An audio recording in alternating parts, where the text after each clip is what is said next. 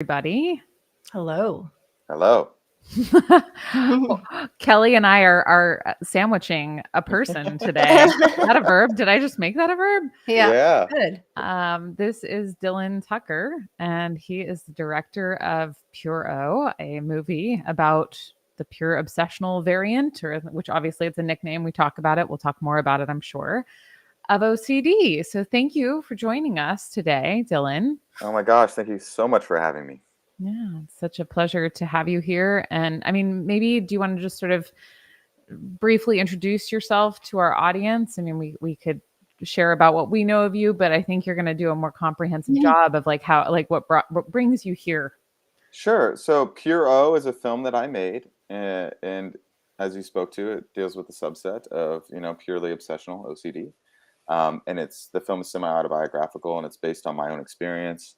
I was late onset, so I was kind of going into my 30s and was dealing with what I thought was suicidal ideation. Turns out that I was able to get a diagnosis through and get into OCD treatment and found out that it was OCD.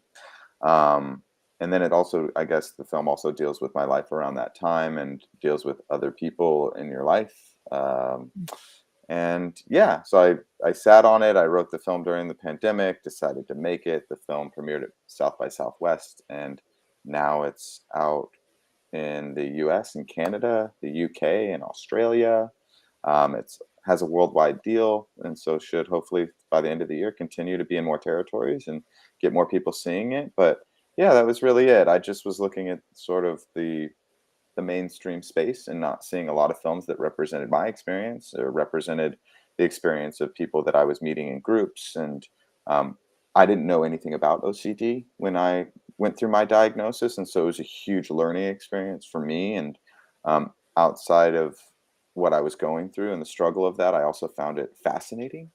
And I thought that other people might find this really interesting. And it's so misrepresented in mainstream media, whether it's, a quirky detective on Monk or is as good as it gets, or when I really looked at the space of how OCD was represented, I just felt that I wanted to see myself represented on the screen. I thought that there would be a lot of people like me that would maybe like to see that, and also hopefully have it be very entertaining, but also work as a bit of an educational document for people who have no idea what this is, because it's a hard thing to understand. Even for me, when I was getting diagnosed, it was a lot of buzzwords and a lot of information that I was sort of swimming around in.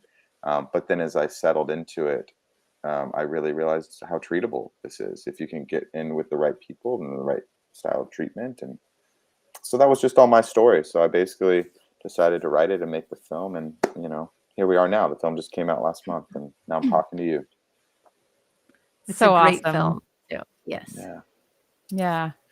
And it's available on Apple, right? Yeah, it's, I guess different countries it's a little different, but pretty much everywhere it's available, like Apple TV and Amazon, and its transactional window, so it's rent and buy, and Google Play as well, and then also on cable boxes, I believe, like in the US, like Spectrum and some other cable. It's like on-demand cable as well. You can rent it.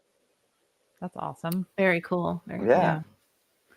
We're so glad. I think that I love that I'm speaking in the we, like You can, because that's how we work. Yeah.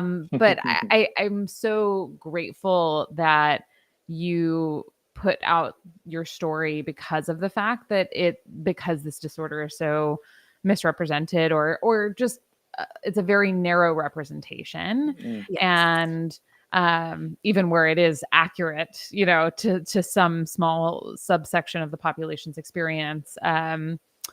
So I think it's really amazing that you shared your experience. One of the things that I was taken by within the film is the fact that you demonstrated what an imaginal exposure looks like. And first of all, because I used to work in film and television, as I think we've talked about briefly, but so it was cool as like seeing it as used as a tool for exposition. I was like, oh, that's well done. Right. But it also was such a neat thing to be able to see something that it's very niche, right? Like most of the people in the world wouldn't know what an imaginal exposure is. So I don't know, that's a very specific thing to talk about, but I guess I'm curious as to what it was about the imaginal that seemed important to you to include in the story. Yeah, I love that you brought that up. I mean, I knew that I really wanted to combat all of this stuff that we're talking about and to combat all of these sort of like mainstream perceptions of OCD. I knew that the tonally within my film that I really wanted to ground it in reality and to have it be incredibly naturalistic. And so it's a hard thing to do because it's an invisible illness and it's in one's head. And so as I right from the beginning, as I started to decide to write the film, I was thinking about how I wanted to do that because I wanted to ground it in reality and not have the audience leave the world of reality. So I didn't want to do any sort of like cutaways into his head or any of those things. I wanted to ground it. And so, well, one, and then coupled with that, I mean, imaginal exposures were the biggest thing that helped me in my own recovery. I used them quite a bit. And so, in threefold, by using the imaginal exposures in the film, it created a private moment with the character. So, you know, you got that sort of really like intimacy in that, to just be alone with this person as they're struggling, to actually get sort of like feedback in the scene with audio. And because that was a huge thing that helped me, was sort of, because as you know, with the imaginal exposures, you can either just write them out on paper and read them back, or you can record them and play them back. That was the thing that helped me the most. There was something about those initial spikes that I was experiencing by hearing my own voice saying it back to me that really activated me in a way that was good. I mean, in the sense of, you know, not Right. good. In the long term, it was In good. the long term, it's good because But it you was want to do the terrifying. scariest thing, right? I Yeah. mean, at the time, it felt, you know, horrible and dark and the end of it, the world sort of. But as I started to do that, I realized that that's what helped me the most. And then I also just think it coupled as a very effective cinematic tool to stay in that world of realism while also, like I said, like providing intimacy and sort of like a window into this main character's brain without having to sort of resort to sort of like cheap cinematic tricks or cutaways or things like that. Yeah. Yeah. And it did just that. It was very intimate moment with the character. And for anyone who's watching who's not familiar with imaginal exposures, we do have a whole episode on that. Maybe Kelley, do you want to like speak to what they are from a clinical perspective, though?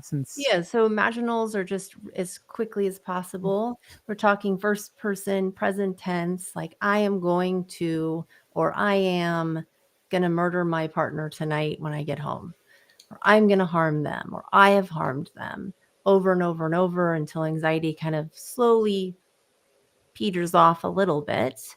And we listen to them kind of ad nauseum until we become bored almost with the content.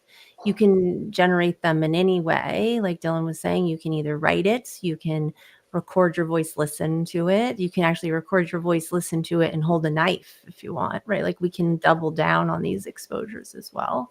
But the idea is that it becomes less of a novel thing. Well said. Nice Yeah, nutshell. absolutely. Yeah. I was going to ask something specific, but I was going to ask you. I loved how, I hate that this happened to you, but I love how in the film we do see your whole life, kind of how that impacts OCD and the stuff outside of OCD.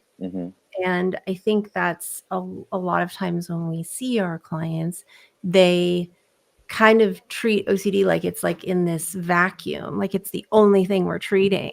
But in reality, there's this person who has all these other things going on in their life. And I thought the film did a great job at showing the whole person.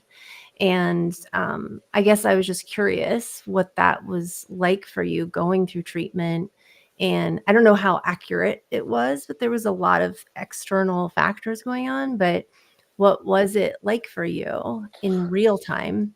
Yeah, I'm glad that you spoke to that because that was just a big thing of it's hard enough for I think the sufferer themselves when they're getting diagnosed. Especially I'm speaking to late onset. I think obviously when you're, you know, if you're getting diagnosed really young, maybe you have a different experience and it's kind of I think there is a little bit something different about late onset being like you've sort of already cemented your worldview and your identity and that sort of gets flipped on its head and you got to like reassess everything. Who am I? Who am I? Yeah, there's the added existential component to it of like, who am I now? Versus, I guess, I would imagine when you're sort of early onset or something like that, it's kind of like who you are and what you know and what you remember. And so me struggling with that, I mean, it's hard enough, I guess my point being that it's hard enough for the sufferer at that point to sort of navigate that, let alone people in their lives that have known them their whole lives who are also trying to recalibrate that. And so I really wanted to show that.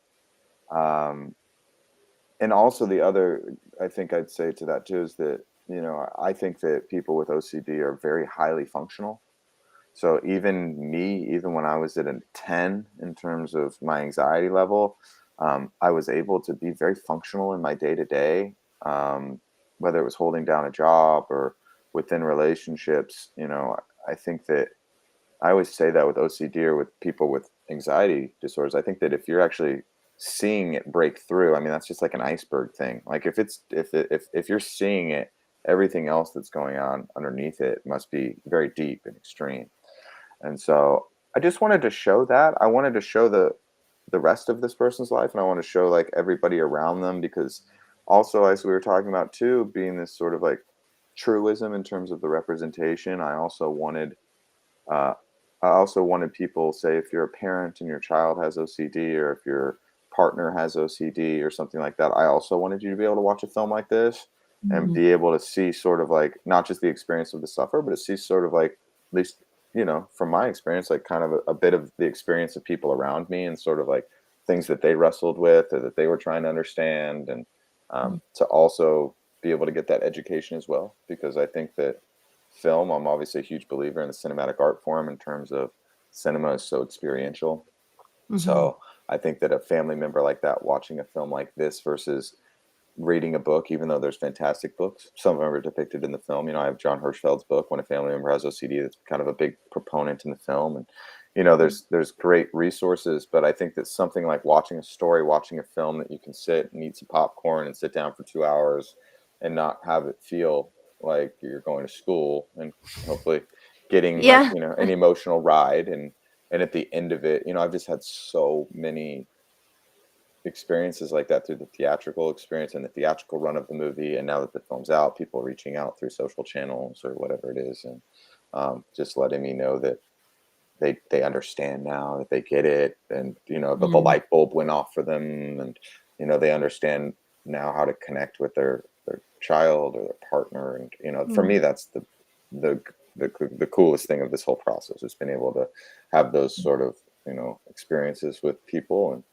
I think that really, you know, all of us need the help of other people, I think is really like the theme of the film. That was another reason that I showed all of these people around it too, was that I think on any mental health journey, it feels like you're so alone and it feels like you're white knuckling it. But really the only way through all of that is to really let other people into your life and to be vulnerable and to share your world and let them share yours. And I mean, it's been unexpected. I think that when you're making a film, it's like your head is just down and you're just trying to make this film, that I really didn't stop to think about now at this point in the process, how many people, whether it's OCD or not, I mean, I just have people after screenings that are coming up to me and talking, and they feel so inspired to share their experiences with me, whether it's not even OCD based. It'll just be like people sharing their PTSD experience out of the military or different things, and just like how they went on their own mental health journey. And they feel so inspired to share that.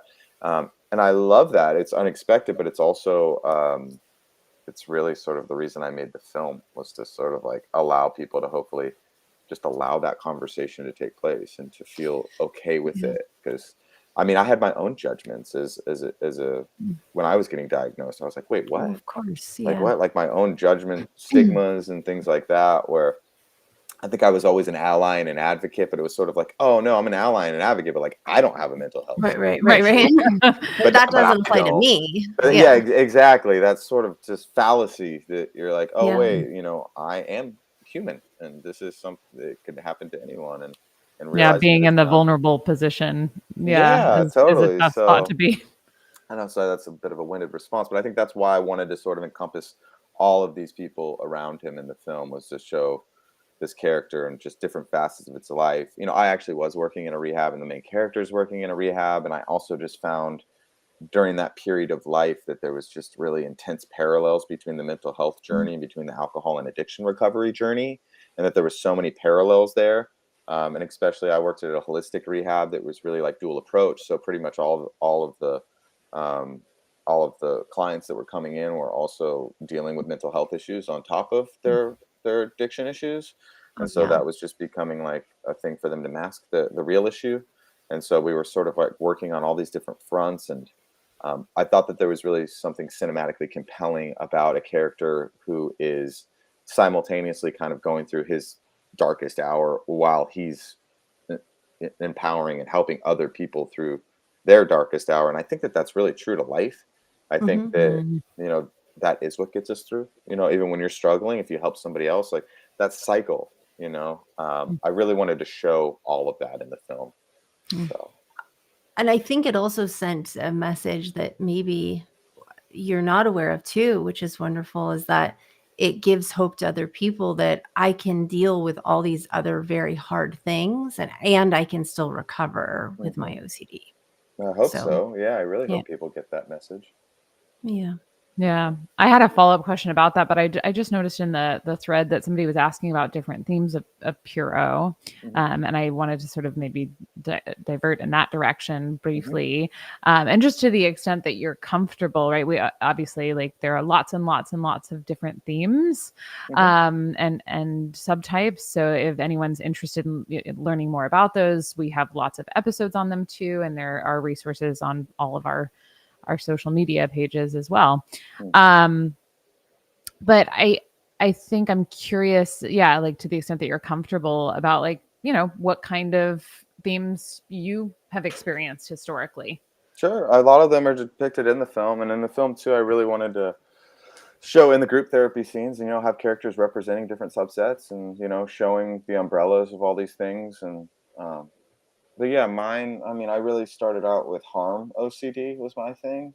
I sort of thought it was suicidal ideation and realized that it wasn't. It was just this obsessive loop of what if, and it never sort of was going past that.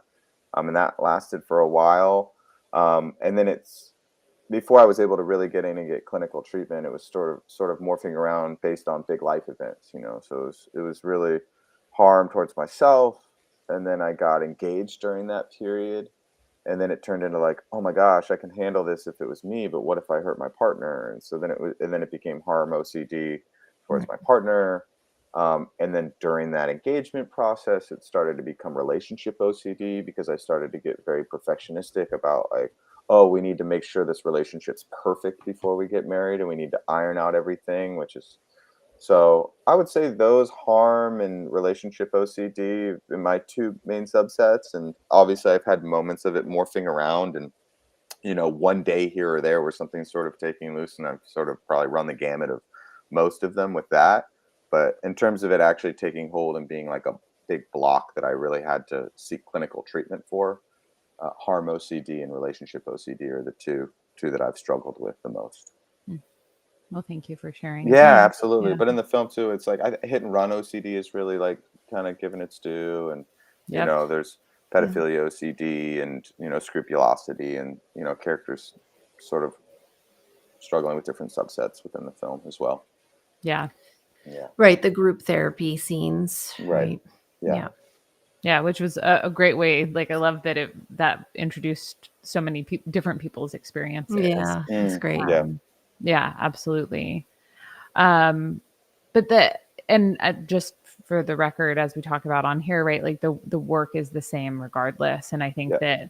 that, you know, if you learn to work with harm OCD, right? And your experience of that, you're also learning how to navigate relationship OCD and self-harm thoughts and all, like, you know, all of these Yeah. different, Yeah. themes that might arise. But I guess to that end, like if we're looking at your experience, like I loved what Kelley was talking about in the film, right? You're looking at a person who is living a very full life and that there's a lot of challenges arising. I'm curious if you've found that much in the way this parallel exists between how we work with harm OCD and relationship OCD, have you found that the skills that you learned in the treatment process were able to generalize more broadly to the challenges that were coming up in your own life, whether during this period or beyond? Oh my gosh, absolutely. Because I mean, you hit the nail on the head, that the content doesn't matter about this stuff. And so the biggest, I think, thing going forward is it's not even the treatment of it, it's the more recognizing it when it's morphing. Because sometimes, Mm. it just slips in there and you've got like a couple days and you're like, oh, I didn't realize that's totally what I'm doing here. So Mhm. it's more the recognizing of it. Hmm. Yep.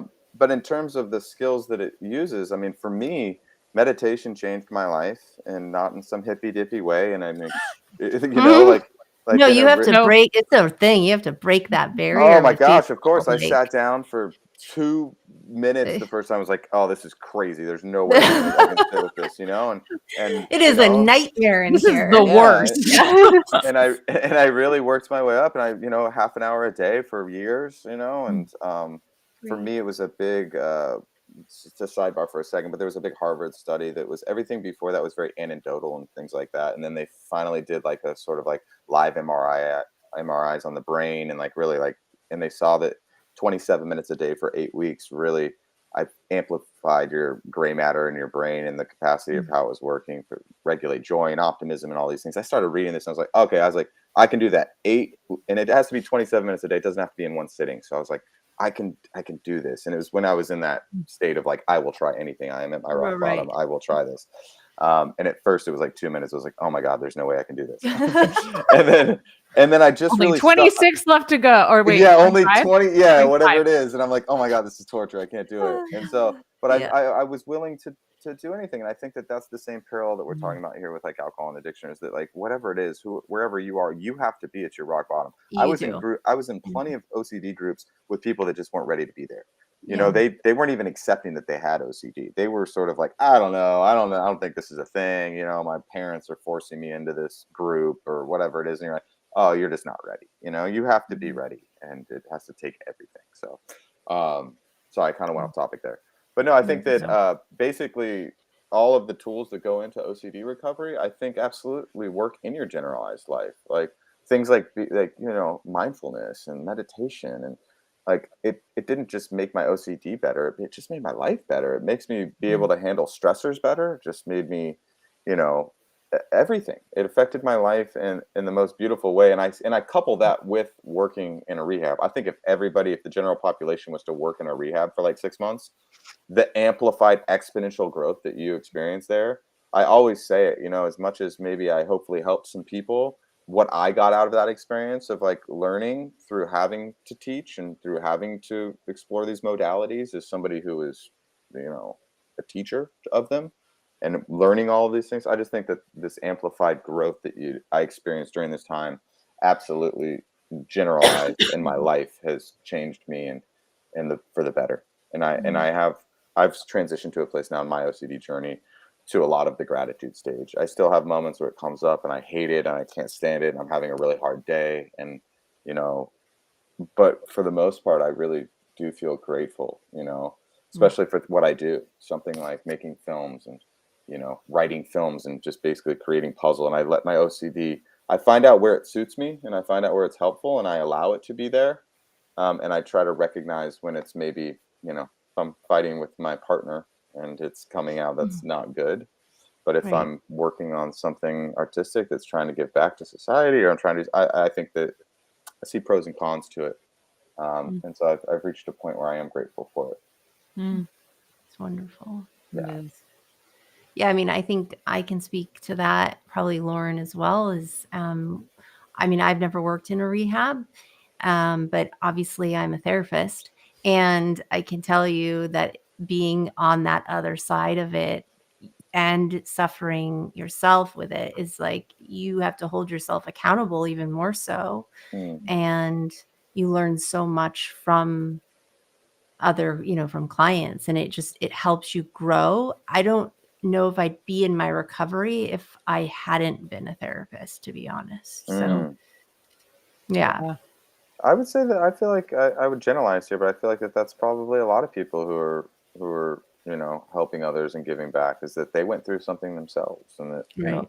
that sparked, I think, a lot of people when I was working in the rehab, a lot of other counselors that were sober, and I'm not sober myself, and I kind of came into it through a different avenue, but so many people talk about it that, you end up in a rehab because you are driven to, because either you went through it or you have Yeah. firsthand experience with a loved one or a family member that, you either lost to addiction or you struggled with, and that there's a very, very big component with that in that space.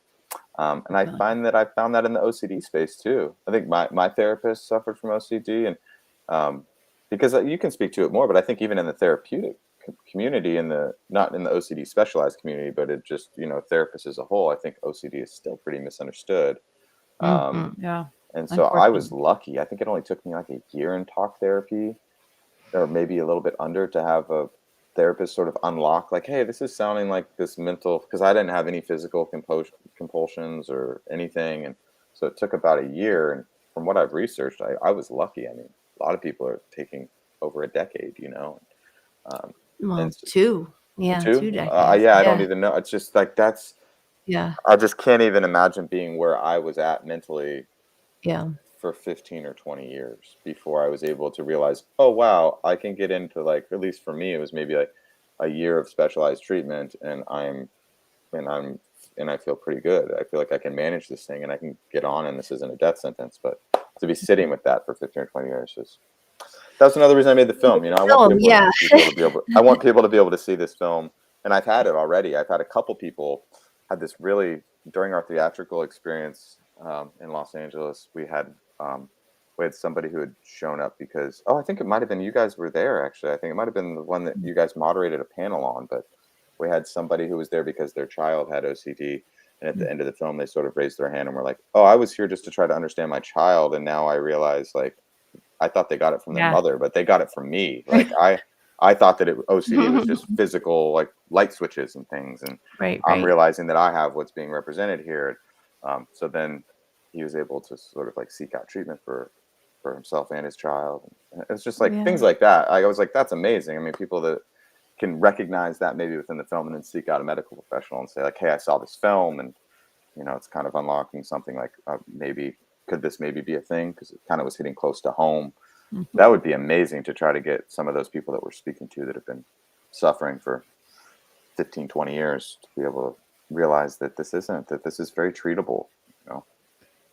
And I Yeah. think it's bound to happen, honestly. Oh, That's absolutely. the beauty, like, of what you've put out there, is that it's going to help a lot of people see their experience, or a close loved one who's confided in them, who they're going to be able to say, "Hey, look, I saw this thing, right? And I think you might have this." Where, and, for like, I can speak for myself. It was 17 years, right, from onset to Wow. correct diagnosis, and I was a Yeah. kid and I had no idea. And I was listening to Allegra Castens, who's Mm. a Mhm. therapist within our community and an advocate, was recently on, oh my gosh, podcast. I think it's called We Can Do Hard Things, Glennon Doyle's. Anyway, I think Mm. so. but anyway, I was listening to her on that, and she talks about her first 15 months, I think, of her experience. She didn't even Google her symptoms because she was scared about what she Mm. was going to find, right? Like, Mhm. it is so incredibly isolating and so Yeah. scary to not know what it is that you're experiencing. And the fact that, like, I know that for Kelley and I, like, part of why we became clinicians and why we do the advocacy work that we do is because we're really passionate about helping people to have a name and for what Mhm. they're experiencing, and to be able to address it effectively. Um, and I think that that's precisely one of the things that your film does. Oh Is my gosh, 100%. I just think that most of us just want to know what we're dealing with. And I yeah, think especially with something like OCD that revolves around uncertainty, the uncertainty of not even knowing what it is, oh just my God, just is Right. killer. And I yeah, think that absolutely that just finding out what you're dealing with is half the battle, and to be able to Yep. understand that. So, Yep. yeah. It's a great service you've done, and I know that it's Yes. going to impact a lot of people. I We're hope very so. grateful. I hope Very so. grateful. Yeah, I Yeah. hope so, and I hope that there's more. It's been really lovely on some of these. Like, we just played a film festival here in LA last weekend, and it was great. There was an outing, and there were some other young filmmakers in LA that were coming. They're like, "Oh, I heard this and it was great." And they're from the younger generation. They're like, "Oh, I'm making some short films right now about my OCD experience, and I have a feature that I'm trying to make." And Wow. I think I saw that there's another OCD film that's coming out. Exposure. Peter, yeah, Yeah, what, Peter's film, Yeah. Exposure. yeah, I think I saw that he got a deal with Gravitas, and I think it's awesome. coming out That's this great. summer. Yeah. I just know that I think that I would love that. I would love to just see, this is just one film, and it's, but I'd like to see more and more films, For Yeah. sure. especially me. I feel like the first part of my film, I have to really explain this thing to the audience because Yeah. they I don't know know what it is. It would be yeah. nice if the next film that's coming out, like, they don't have to do that. They can just like start with it from the beginning because it becomes more in the public know. And I feel it. I feel like through this experience, meeting people like yourselves and really engaging with my activism and meeting people through this film, it feels like OCD is primed to have a moment to sort of. It feels like maybe the next. I think depression and generalized anxiety is more well understood in the public sector, and I think that we're starting to be primed to It's have. our turn. Yeah. I think so. I think it's Yeah. absolutely. I think that it's getting there to where people. I have people that have seen this film that knew nothing, and they found it just as interesting as I did. They were like, "Oh, I was just interested by all this. This is so fascinating." Just from a, you know, Yeah. obviously it's torturous and all these things, but Yeah. it's also just fascinating I think for the non-sufferer to really get a window into what this looks like. Yeah. Yeah. Definitely. How our brains sort of try and keep Yeah, us safe, right? Yeah. So yeah. misguided. But look, I realize we're getting close to time, and I guess I'm curious, do you have any last thoughts for anybody who's tuning in terms of if they're in the thick of the struggle? Yeah, absolutely. Well, one thing I would say is that this is not a death sentence, and I know that it just feels like it's just like never going to end, and that you'll never get past this, and that's how it feels when you're in it. I truly know that. I've been there in my own experience, Mm. but it's not. I mean, obviously, if they're already on this podcast, they found people like yourselves, and they found different channels that are speaking to this. The treatment is out there. I would say to look into the IOCDF and Mm. for resources there. Yeah. Made of Millions is another fantastic organization that we've partnered with that I've found through this experience that has great resources, and I think is a little bit younger and has some different ideas that are out there if you want to sort of see the broad scope of things. I'm here in Los Angeles. OCDLA is a fantastic resource, and that's where I Mhm. got my treatment.